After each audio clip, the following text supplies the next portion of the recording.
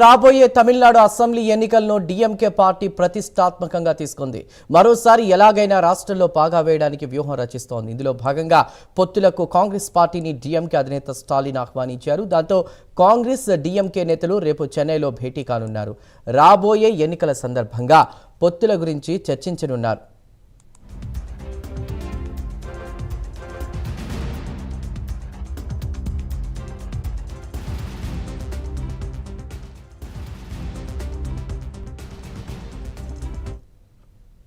మరోవైపు మాజీ CM paneer సెల్వంతోనూ CM Stalin సమావేశమయ్యారు. తన మద్దతుదారులతో కలిసి ఆయన డీఎంకేకు మద్దతు ప్రకటించారు. మరోసారి రాష్ట్రంలో స్టాలిన్ కూటమి అధికారంలోకి వస్తుందని సైతం పన్నీర్ సెల్వన్ జోష్యం చెప్పారు. ఇంకోవైపు తమిళనాడులో తమతో కలిసి వచ్చే నేతలందరినీ స్టాలిన్ పార్టీలోకి ఆహ్వానిస్తున్నారు. అంతేకాకుండా కెప్టెన్ విజయకాంత్ పార్టీతో సైతం డీఎంకే జట్టు కట్టనుంది. డీఎంకే అధినేత ప్రేమలత విజయకాంత్ సైతం స్టాలిన్తో పొత్తుకు ముందుకొచ్చారు. వచ్చే తమిళనాడు ఎన్నికల్లో డీఎంకేతో కలిసి పనిచేస్తామని ప్రకటించారు.